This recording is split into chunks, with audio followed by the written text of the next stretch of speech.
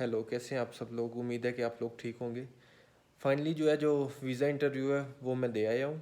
और इस दौरान क्या क्या मसले आए और किस तरह से सारा प्रोसेस हुआ, ये एक लंबी कहानी है लेकिन आप लोगों ने पूरी देखनी है।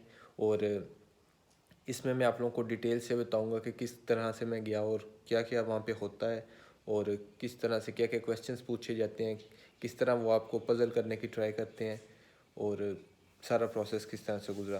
तो आपने ये वीडियो पूरी देखनी है, और अगर आप इस चैनल पे नए हैं तो आपने इसको सब्सक्राइब करना है और वीडियो को लाइक करना है और कमेंट करना है, और अपने दूसरे दोस्तों से भी इसे शेयर करना है।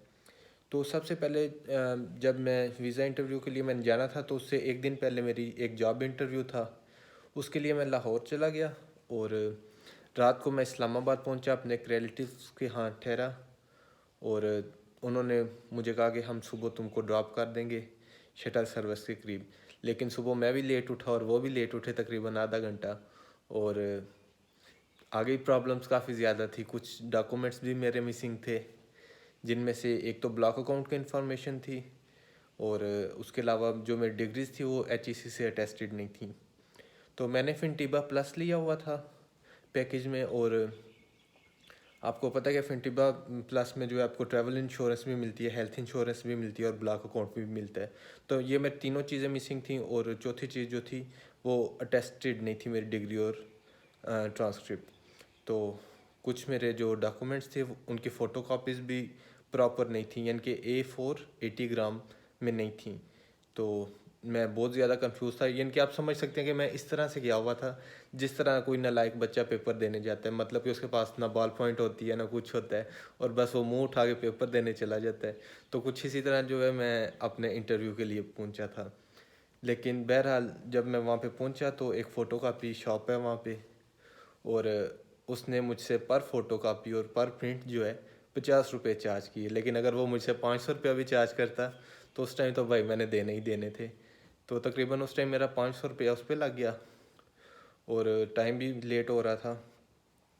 तो सबसे पहले जो है आप जब शटल सर्विस के पास जाते हैं तो वो आपका चेक करते हैं कि आपसे पूछते हैं कि आपने किस एम्बेसी जाना है, और आपसे डॉक्यूमेंट्स मांगते हैं। आपने उनको पासपोर्ट दिखाना होता है, और अपना जो आपको अपॉइंटमेंट की ईमेल आती है उसका आपने उनको प्रिंट दिखाना होता है। तो आपको एक एडवाइस है कि अपॉइंटमेंट का जो प्रिंट है वो एक एक्स्ट्रा करवा लें और उसे हैंड में रखें, क्योंकि वो बार बार आपसे मुख्तलिफ़ जगहों पे आपसे पूछा जाएगा। तो उसके बाद जो है आप एंटर होते हैं, राइट साइड पे आपको एक टोकन मिलता है, और आप अपनी फ़ीस पे करके, अगर आपने फ़ोटो कापी नहीं करवानी तो आपने अपनी फ़ीस जो है वो पे करके, और तकरीबन 1000 रुपये आई थिंक लेते हैं, और आपने टिकट लेके तो वेटिंग रूम में बैठ जाना है। और उसके बाद शटल सर्विस आएगी, आपको मोबाइल जो है वो आपसे यहीं पे ले लेंगे। और उसके बाद शटल सर्विस आएगी, और उसमें आप बैठ के तो डिप्लोमेटिक इनक्लेव में चले जाएंगे। वहाँ पे वो फर्दर जो है आपको हर एम्बेसी का नाम पुकारते जाएंगे कि कोरिया वाले यहाँ पे उतर जाएं, जर्मनी वाले यहाँ पे उतर जाएं। तो जब वो आपको उतारेंगे तो आपने वहाँ पे उतर जाना है। और होता ऐसे है कि जो एम्बेसी है वो पूरी क्लोज़ होती है। बाहर एक काउंटर बना होता है, उसमें भी वो टोटली मतलब कि बंद होता है। सामने एक शीशा लगा होता है, और दोनों साइड्स पे माइक लगे होते हैं बात करने के लिए, छोटे से। आपको शायद हो सकता है आप नोट भी नहीं करें। तो उसमें वो आपसे पूछेंगे कि आपको क्या अपॉइंटमेंट नंबर है, किस टाइम की अपॉइंटमेंट है। तो मैं आधा घंटा लेट पहुंचा था, और लेकिन इशू नहीं था हुआ। लेकिन आपको सजेशन यही है कि आप आधा घंटा पहले पहुंचे, ताकि आप थोड़ा जो है रिलैक्स हो। मैं उस टाइम बहुत ज़्यादा पजल था। मैंने कहा कहीं ऐसा ना हो कि मेरे जो है ये इंटरव्यू ही नहीं करें गुस्सा हो के। तो लेकिन अल्हम्दुलिल्लाह फिर भी उन्होंने मुझे थोड़ी देर बाद अंदर जाने दिया, और एक लंबे वेट के बाद, मतलब कि पहले से स्टूडेंट्स आए हुए थे लेकिन मैं लेट पहुंचा हुआ था, तो उसकी वजह से मेरा इंटरव्यू भी लेट हुआ। तकरीबन 1 बजे मेरा इंटरव्यू स्टार्ट हुआ, और थोड़ा सा लंबा ही था, नॉर्मल था, इतना ज़्यादा नहीं था। मैं ख्याल है 20-25 मिनट लगे होंगे। तो उस दौरान ये हुआ कि एक दो दोस्त भी वहाँ पे बन जाते हैं, फिर आपके पास पढ़ने के लिए भी एक दो मैगजीन्स वगैरह होते हैं। वेट किया, उसके बाद काउंटर नंबर 3 पे मेरी बारी आई। एक जर्मन आदमी था, आई थिंक 40 की एज का, और उसने मेरा इंटरव्यू लिया। बेसिकली दो बंदे होते हैं जो इंटरव्यू लेते हैं। एक तो पाकिस्तानी वूमेन है कोई, और वो थोड़ी सी उम्र उनकी ज़्यादा है। लेकिन यह है कि उनके मतलब सुना हुआ है कि वो थोड़ा रूड है, लेकिन ये जो जिस आदमी ने मुझे इंटरटेन किया वो अच्छा बंदा था। अगर जो उसने पज़ल करने की कोशिश की है, लेकिन ठीक ही रहा। अब जब आप इंटरव्यू देने जाते हैं तो ऐसा नहीं होता कि, मेरा ख्याल था कि जिस तरह जॉब में होता है कि आप आमने सामने बैठ के आपको बड़ा फ्रैंक माहौल मिलता है, वैसा नहीं होता। आपने खड़े होकर इंटरव्यू देना होता है, दरमियान में एक शीशा होता है, और सेम उसी तरह शीशे के दोनों साइड पे माइक्स लगे होते हैं और स्पीकर लगे होते हैं। आपने उससे ही उसकी आवाज़ सुननी है और उसी से आपने बोलना है, और वो अंदर आपको हेडफोन्स अपने में सुन रहा होता है। तो सबसे पहले आपसे डॉक्यूमेंट्स ओरिजिन मांगे जाते हैं। आप दोनों सेट्स जो हैं उनकी एक एक कॉपी बना के उसको एक पिन से टैग कर लें। मतलब कि जो 14-15 डॉक्यूमेंट्स हैं उनकी लिस्ट में आपको दे दूंगा, जो एम्बेसी प्रोवाइड करती है और जिस तरतीब से उन्हें लगाना होता है। तो आपने उनको पिन अप करके उस बॉक्स के अंदर डालना है। वो बॉक्स वो अपनी तरफ पे खींच लेता है और उसमें से डॉक्यूमेंट्स निकाल लेते हैं। तो सबसे पहले उसने जो है मेरे डॉक्यूमेंट्स चेक किए। पासपोर्ट पे उसने मुझसे पूछा कि आपकी डेट ऑफ बर्थ क्या है, नाम क्या है, फादर नेम क्या है। ये तो मैंने इजीली उसे बता दी, लेकिन उसने फिर मेरा एडमिशन लेटर खोला और उसमें से पूछा कि कौन सी यूनिवर्सिटी है, कौन सा प्रोग्राम है, स्टार्टिंग कब है, एनरोलमेंट डेट क्या है लास्ट। तो उस पर मैं थोड़ा सा पजल हो गया, क्योंकि क्लासेस स्टार्टिंग डेट जो थी वो मैंने देखी तो थी, लेकिन मुझे एग्जैक्ट याद नहीं थी। पहले 23 मार्च थी, लेकिन कोरोना की वजह से 2 अप्रैल हो गई थी। तो मुझे 2 और 4 में कन्फ्यूजन थी। मैंने कहा ये ना हो मैं गलत कह दूँ और ये उसका इशू बना ले, लेकिन वो भी ठीक हो गया।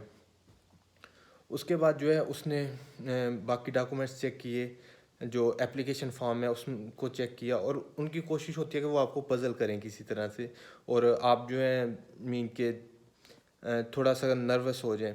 उसने मुझसे कहा कि आपका ब्लॉक अकाउंट तो है नहीं, आपने अपने एप्लीकेशन फॉर्म पे ब्लॉक अकाउंट लिखा है। तो मैंने उसे बताया कि मैंने जो है अप्लाई किया हुआ है और मुझे उसकी कंफर्मेशन जल्द आ जाएगी, अभी पैसे मैंने सेंड कर दिए हुए हैं। उसके बाद जो है उसने मेरा आइल्स का रिज़ल्ट देखा। आइल्स का मेरे 7 बैंड थे। उसने कहा कि आपका आइल्स अच्छा है, और मीन के नॉर्मल क्या कहेंगे। मैंने कहा जी अल्लाह का शुक्र है, और मैं क्या कह सकता हूँ। तो इस तरह से फिर उसने मेरे बाकी डॉक्यूमेंट्स चेक किए। उसने पूछा आपने इंग्लिश कहाँ से सीखी है। मैंने कहा क्योंकि मेरे हमारी जो क्लासेस होती हैं वो इंग्लिश में ही होती हैं मोस्टली, और हमें इंग्लिश एक कंपलसरी सब्जेक्ट के तौर पे पढ़ना पड़ता है। तो बचपन से पढ़ते रहे हैं, तो इस वजह से तैयारी अच्छी थी। तो उसने कहा यानी कि आपने कोई बाकायदा प्रिपरेशन नहीं की। हालांकि इस क्वेश्चन का कोई तुक नहीं था बनता, लेकिन मैंने कहा यार नहीं, मैंने आपको बताया तो है, मैंने पढ़ा हुआ है। फिर उसने कहा आपने आइल्स की तैयारी कहाँ से की है। मैंने कहा ऑनलाइन की है। कहता क्या मतलब आपने आइल्स ऑनलाइन दिया हुआ है। मैंने कहा नहीं, आइल्स जो है वो मैंने ऑनलाइन नहीं दिया, बल्कि मैंने ऑनलाइन उसकी प्रिपरेशन की है।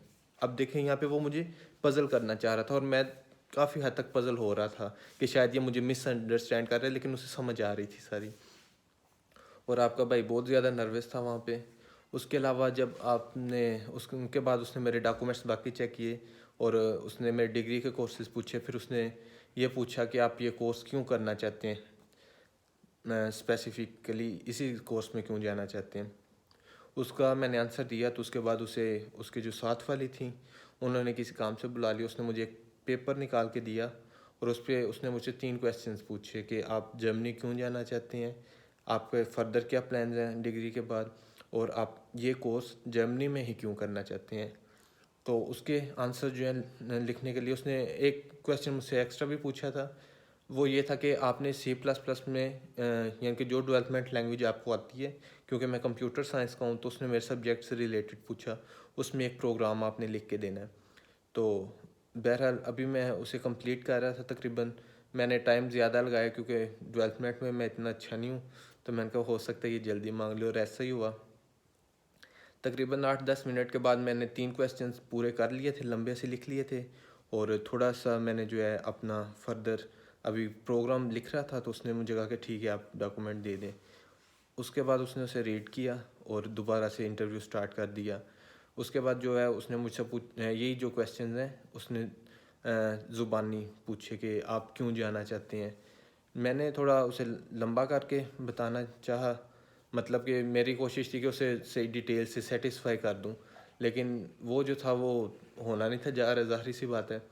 तो उसने जो है मुझसे डिफरेंट क्वेश्चन स्टार्ट कर दिए कि नहीं आप ऐसा क्यों कर रहे हैं, आप यहाँ पे भी तो कर सकते हैं, मैंने कहा नहीं, मैं पाकिस्तान वापस आना चाहता हूँ स्टडी कंप्लीट करके, क्योंकि मैं अपने पेरेंट्स के साथ रहना चाहता हूँ। तो उसने कहा क्या मतलब, कल को आपकी शादी होगी तो आप शादी नहीं करना चाहेंगे, आप अपने पेरेंट्स के साथ रहना चाहेंगे। मैंने इस तरह से वो कंफ्यूज करना चाह रहा था। मैंने कहा नहीं, इस तरह से नहीं है, जो हमारा एक ट्रेडिशनल तरीका है, जॉइंट फैमिली सिस्टम है, उसके तहत। तो उसके बाद उसने मुझसे पूछा कि आप पाकिस्तान आके करेंगे क्या, आपकी इस डिग्री का तो यहाँ पे स्कोप ही नहीं है। तो मैंने कहा मैं जो है रिसर्च में आना चाहता हूँ, और मैं चाहता हूँ कि पाकिस्तानी भी जो है वो इस टेक्नोलॉजीज़ में जो लेटेस्ट चल रही हैं उनमें आगे जाएं। तो उसने कहा चलें ठीक है। इसके बाद उसने एक दो क्वेश्चन मुझसे और किए, और फिर मुझसे वो कहने लगा कि आपकी इंग्लिश तो इतनी अच्छी नहीं है, आपका आइल्स रिज़ल्ट बड़ा अच्छा है। मैंने कहा एक्चुअली जब मैंने आइल्स का टेस्ट दिया था तब तो मेरी अच्छी खासी प्रैक्टिस थी, और तब मैंने कोशिश की हुई थी कि मैक्सिमम बैंड लेने हैं। तो कहने लगा तो क्या मतलब है आपका, आप वीज़ा ऑफिसर को ये बता रहे हैं कि आपकी प्रैक्टिस नहीं है इसलिए आप इंग्लिश नहीं बोल सकते हैं। तो मैंने कहा नहीं, इसके अलावा एक दो रीज़न और भी हैं, मैं नर्वस हूँ। कहता है क्या मतलब, मैं आपको डरा रहा हूँ। इस तरह से उसने मुझे पजल करने की कोशिश की। इसके बाद जो लास्ट चीज़ उसने पूछनी है वो फाइनेंशियल पे आते हैं, और इसमें वो अच्छी खासी तहकीक करते हैं। उसने पूछा कि आपके वालिद जो हैं वो क्या कितना कमाते हैं, और उनके सोर्स ऑफ इनकम क्या है, और डिफरेंट तरीके से उसने कोशिश की कि यहाँ पे मैं फंस जाऊँ। उसने पूछा कि आपके दूसरे भाई कहाँ पे होते हैं, मैंने उन्हें बताया कि वो भी जर्मनी में होते हैं, और इस तरह से डिफरेंट क्वेश्चन जो है उन्होंने भाई के मतलब किए। वो क्या कर रहे हैं, उनका कोर्स कितना रह गया है, कब वापस आएंगे, और अगर आप जा रहे हैं तो आपके भाई तो नहीं आ रहे, आपका क्या श्योरिटी है कि आप वापस आएंगे। तो उसके बाद उन्होंने पूछा कि आपके फादर अगर इतना कमाते हैं तो आपके दो भाई हैं, तो वो दोनों को अफोर्ड कर सकते हैं या नहीं कर सकते हैं।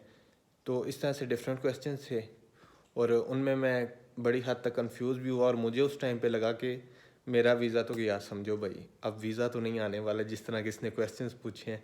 लेकिन बाद में मैंने सोचा कि यार बाकी सब दोस्तों का भी इसी तरह से इंटरव्यू होता है, तो हो सकता है मेरा भी आ जाए। तो बहरहाल सुबह का मैं भूखा था, ऊपर से 2 बजने वाले थे। लेकिन घर आने की मुझे थोड़ी जल्दी थी, क्योंकि हमारे यहाँ पे इलेक्शन हो रहा था, और आपको पता है कि भाई को पॉलिटिक्स में कितना इंटरेस्ट है।